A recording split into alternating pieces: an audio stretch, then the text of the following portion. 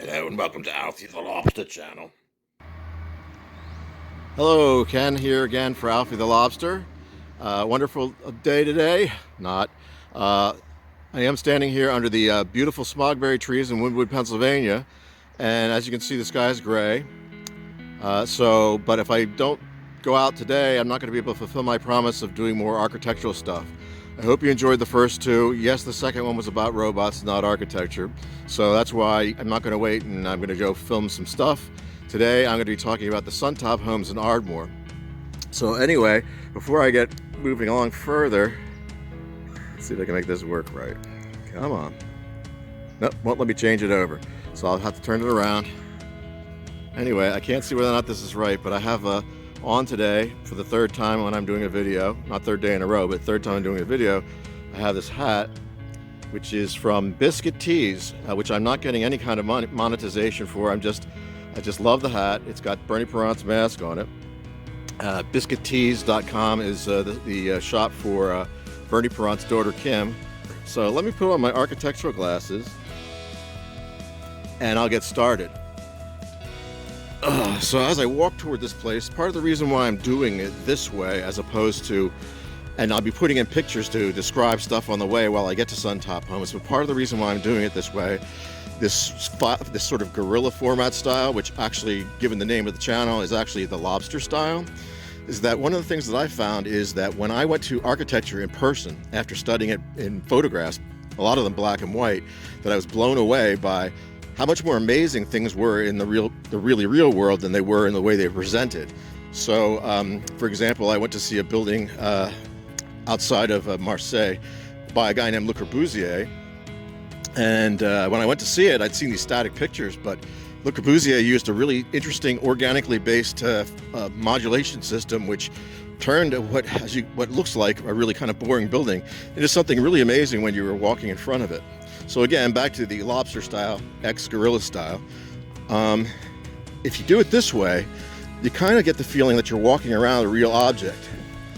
I'd recently seen a Frank Lloyd Wright video set, and in this video set, I knew these buildings were beautiful, but the way that they shot them, they had dolly shots for the motion shots, and then they had these beautiful still pictures, but you couldn't really feel the way the spaces linked together. So hopefully, if I get more popularity and get to do more videos, maybe I'll be able to actually get inside and do the walkthroughs, but which I used to be able to do a long time ago when I was a young, cute student.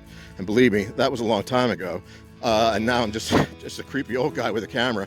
But the bottom line is that I would really like to be able to try and get you the experience of what it's like to walk through a space, because as you well know, being there is better than a picture or a representation. So, why am I talking about Frank Lloyd Wright? Well, I'm lucky enough to have Sun Top Homes right around the corner from me. And I remember driving on the school bus, getting picked up. We would drive by this thing, and I was like, what the heck is that thing?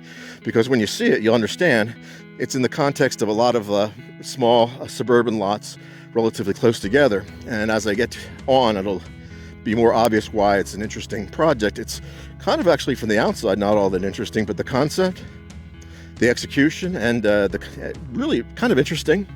So Frank Lloyd Wright started his career working for a guy named Louis Sullivan. And Louis Sullivan first started his career in Philadelphia. And Louis Sullivan walked down the street one day looking for a job, saw what he thought was the coolest building, which unfortunately has been demolitioned, and said, okay, I'm going to go for this. So this guy's the best. He's going to be my master. I'm going to learn from him. And in Philadelphia, we have a ton of furnace still. The library at University of Pennsylvania, gorgeous.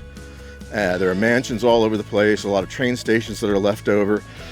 And of course, the beautiful Academy of Fine Arts, which is quite spectacular facade in its bizarre composition and really, really interesting exposed structure on the interior.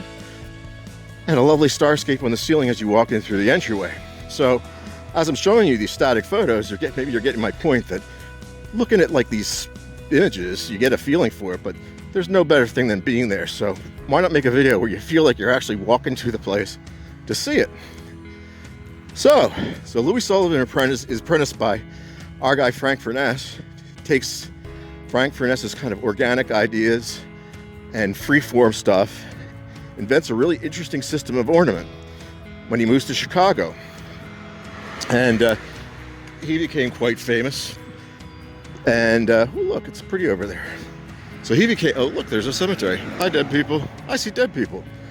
So anyway, he got quite famous and did the auditorium building, which he's known for. I mean, he did, and then he started to develop his style away from Furness and started doing more modern buildings with a little bit more interesting expression. And some of the buildings that he accomplished in St. Louis and around the world, in Buffalo, New York, like the Wainwright building in St. Louis, it's just amazing. It's more modern, and yet it's different too, because even though the form is more stripped and clean, it actually emulates the form of a classical column with ornament at the top and a sort of stronger base with verticality and strong striations. One of the reasons why he was able to make this change, as a little bit of a tangent, is because in the mid-1800s, steel became used as a way of construction as opposed to load-bearing structures. Previous to this, you had to stock stuff up, and the Monadnock building in Chicago is a pretty good example of a load-bearing structure. About the tallest you can get is 16 stories, and the base becomes so thick that it almost becomes a useless space because it's just wall, practically. Anyway, so here you have this guy, William LeBaron Jenney, builds the Home Life Assurance building, and I'm doing this all from memory and extemporaneous, so if I get something wrong, don't be pissed off. Just look up the name. You can learn it. And so anyway, he builds this Home Life Assurance building, and of course, some guy named Elisha Graves Otis, you might have heard his name. Otis, my man, invents the elevator. So that allows really tall buildings. Then you have the Chicago fire. Of course, everything burned down, so people like Louis Sullivan got to build a lot of really cool buildings, because boy, did they need billions of buildings. Thank you, Mrs. O'Leary's cow. And so there was a lot of construction going on, and then some fellow comes out of, I think it was Wisconsin, wasn't it? Riding on his horse, a guy named Frank Lloyd Wright. Well, he apprentices for Louis Sullivan. Next thing you know, Louis Sullivan is teaching this guy this really interesting, sort of super secret ornamental form that he called the seed grain. And I think I can find a picture of it. It kind of looks like well, I'll show you a picture. Anyway, so he gets the seed grain idea, which is the basis for his ornament.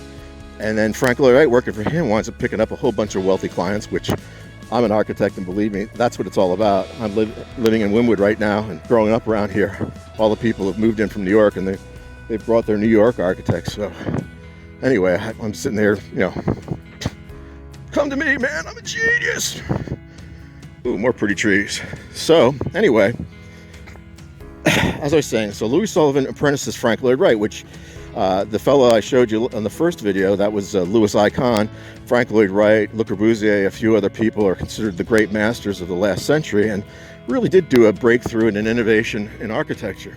So Frank takes what this crazy ornamental style, and he strips it down, and he makes it more geometric instead of curvilinear. And what winds up happening is, after he starts off he leaves Louis Sullivan's office in Chicago, moves to a place called Oak Park, Illinois, and builds his own house, which I've been to. It's kind of cool, and opens a studio. And he starts building a whole bunch of stuff. Well, I take that back. Louis Sullivan fired him after he found out, when Frank Lloyd Wright borrowed money from him and built his own studio, that he was building houses using his clients. Scratched Frank Lloyd Wright from Louis Sullivan's office. So, man, I'm out of shape. Sorry, kids. But hope this is going to come through and be good. So he winds up buying Wright. Wright has to start his own practice, and he experiments and does a bunch of really weird buildings. He's experimenting with verticality, and some of the houses are very odd and very vertical and stretched looking and distorted. Next thing you know, though, he comes up with something called the Winslow House. Very stripped and simple, and you can start to see the beginnings of what would be known as a style, which is the large overhangs, usually horizontality, meaning like, things moving from left to right. Oh, look, 6 feet. We're still in the plague. Anyway, so curving wall. I can tell you something about Jefferson's curving wall. He invented this, and it's at the University of Virginia. And it's kind of cool because it wiggles. The one with the brick is supported by the fact that there's curves. But anyway, I digress. So Frankie starts developing his style, and part of his style is actually coming from probably the influences of some other architects at the time, because at this time photography is starting to happen and people are starting to travel more thanks to trains, which they've been since the mid-1800s.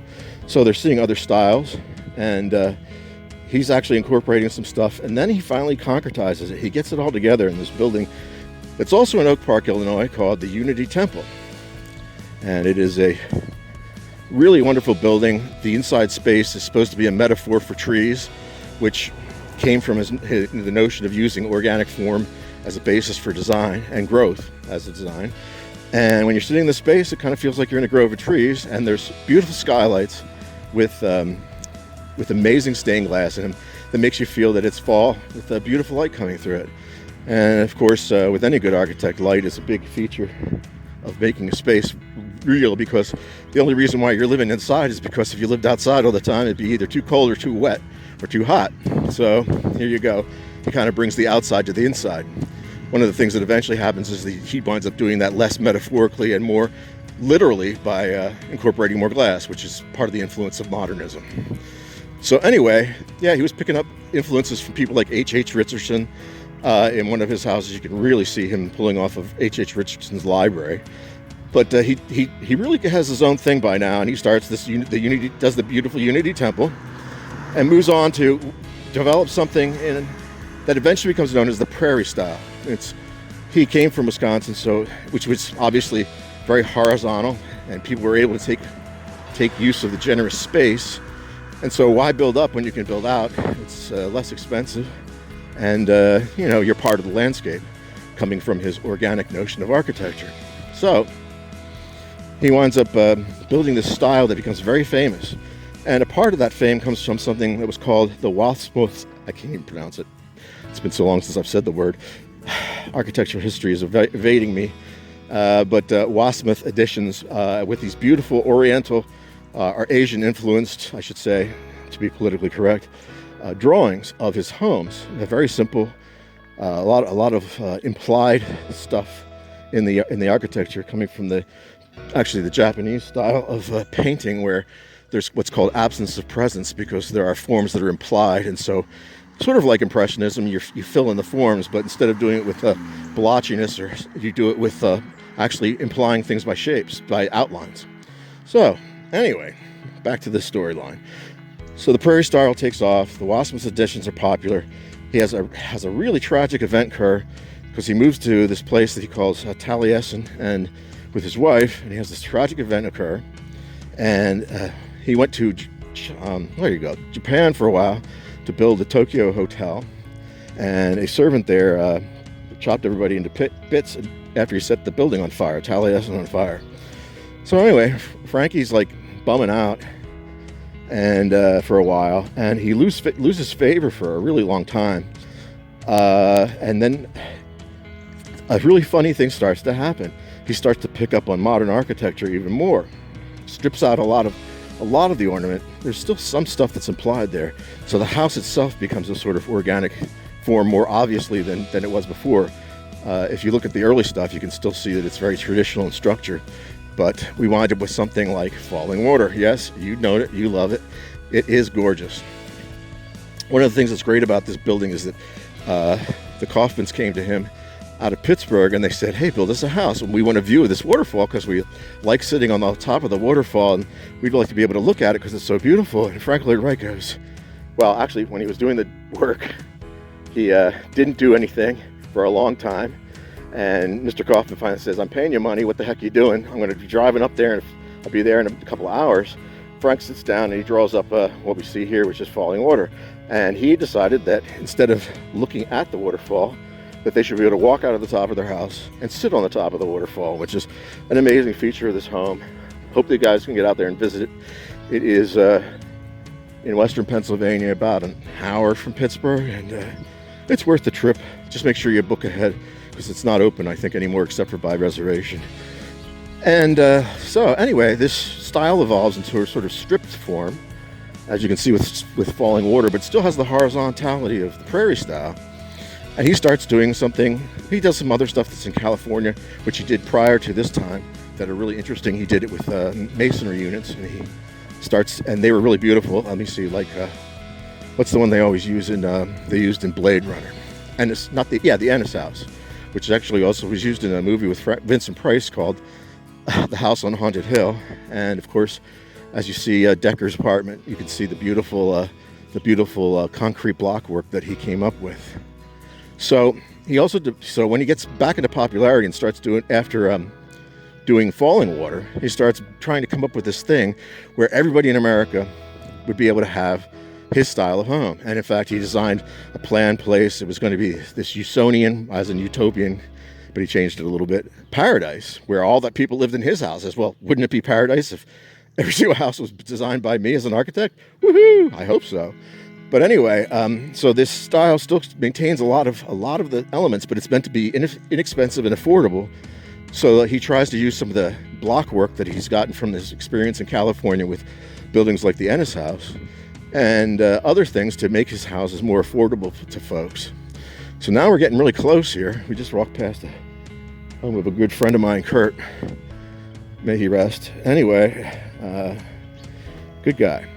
So we're just up the street, and one of the interesting things about this house is it's actually around the corner, but if you notice, see how tight these houses are? This was pretty much suburbia before we got the real sprawl of cars, and people still live fairly close together, and we're reliant on trains. And of course, this is on the main line, or what's called the main line, and it was the main line, and people, a railroad track, and people would summer out here because it was beautiful. And there are also a lot of huge mansions in the States. One of them was owned by the Campbells, and you might have heard their name before. We're talking Campbell Soup. Oh yeah, soup is good food. Apparently good enough to get a really, really nice mansion, but I don't think I can find a picture of their house. I think Boys to Men bought that for a while. It was in there for a while. Or maybe it was Allen Iverson, the famous Philadelphia basketball player, who was quoted as saying, "Practice? You're saying practice?" Anyway. So, anyway, if you notice here, these lots are very, very small, probably about 1/4 of an acre, and the houses are fairly close together, which is really nice, but you really don't have what we would call rural living anymore, because this, again, suburbia, so we're talking, it still has a density to it, as opposed to what we would call exurbia, where everything is just farmlands and very loosely fit together. So Frank says to himself, well, this is a very unfortunate thing, because these people don't have a beautiful property that they can look onto. I mean, they're looking at their front lawn, but when they do that, they're basically looking at across the street, and their neighbors are able to look onto them. And then in the back of the house, you have to have your parking condition, your driveway. Next thing you know, you don't have a lot of land with a lot of ability to plant, and so therefore you lose a little bit of nature. And fortuitously, you can see in the background there of this particular house the chimney for Sun Top Homes. So again, we're getting really close. Sorry for the rant, and if I have to, I'll edit this. So Frank Lloyd Wright comes here and he says this isn't cool. So what he decided to do was he took an acre of land, and instead of building the houses in the middle of each 1/4 of the acre, he built all 4 of them in the middle of a Greek cross. Or no, is it a Roman cross? Roman cross. Greek cross, and which is basically an X. And in the groin, as they call it in architecture, the place where the walls come together, they intersect, he would place his houses. So therefore, and we can't see any of the sun tops from here, but therefore, what would happen is that because the houses were all back to back, you would be able to have a really, really big private garden. And to keep that private, what he did was he put a fence around the whole bloody thing. So basically, once you were inside, you wanted to be enclosed because it was still your private space, and it was much more generous than the backyard would typically be in this kind of suburban environment. So, walking around the corner here, getting really close. So how do you take advantage of that if you're only got a 1 acre house and you're trying to maximize the amount of land space that you get? Well, what you do is what Frank Lloyd Wright did, at least in this case, is you build vertically.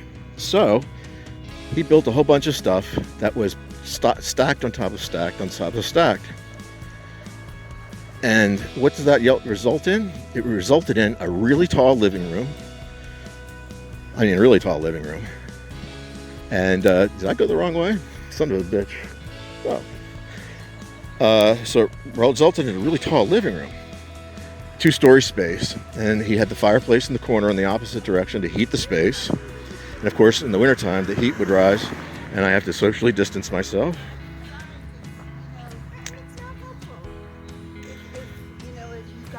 He'd have to socially distance himself. Oh, no, he'd have to, he had his traditional hearth, which was the center of the building. Of course, all four of the buildings come together to make both the walls and the chimneys go through those walls. So there you have the hearth. And there you can see a little bit more of Sun Top. Let me see if I can get it. I forgot to zoom back out, so I apologize. It's probably been bouncing all over the place. Hopefully I'll have enough pictures put on top so it won't make you seasick. And hopefully you don't get lobster sick. So here's one of the first units coming around the corner. So basically what he did was he made this big high space so you feel like you had the ability to, this vast expanse that you were living in when you were living in the living space.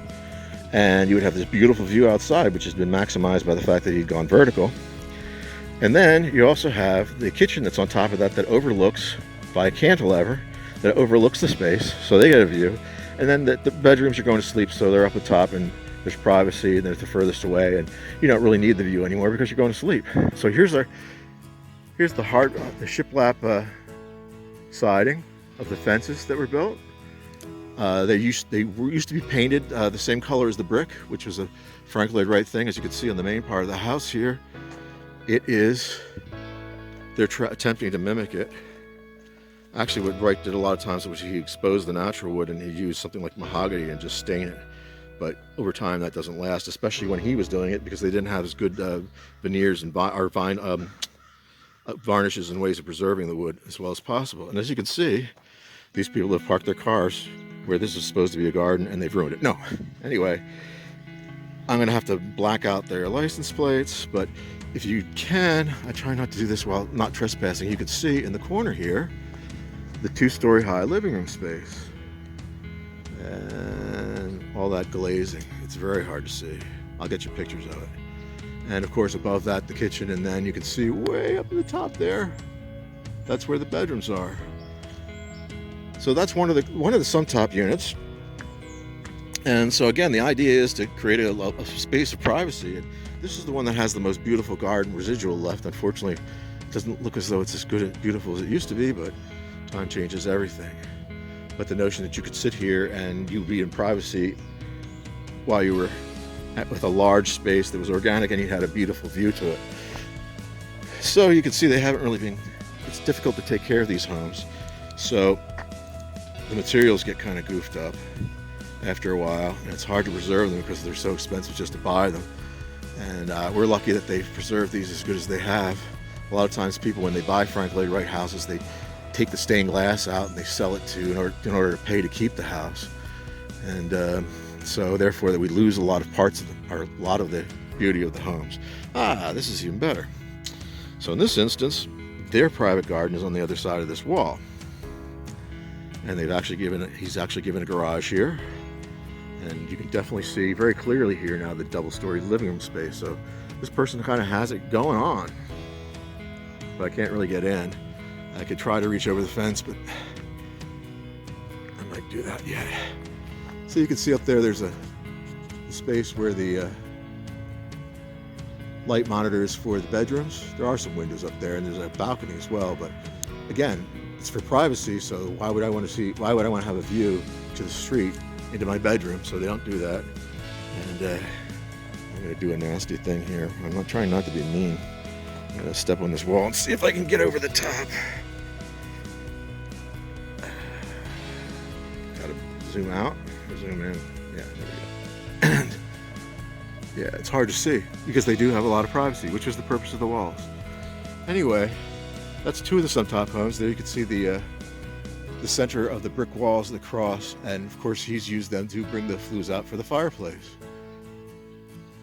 And that's as best as I can do until I can either find video images of the interior.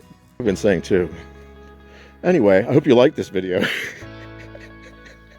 Sorry. And that you like, subscribe, and share. And that when I get my Patreon and other things going, if you still like the content, that you'll support me if you can, because I'm having fun doing this. Because okay, folks, now's the time where I promised you every episode we'll see whether or not I win the lottery and I can retire, or if you're going to get another episode of Alphie the Lobster. So here we go.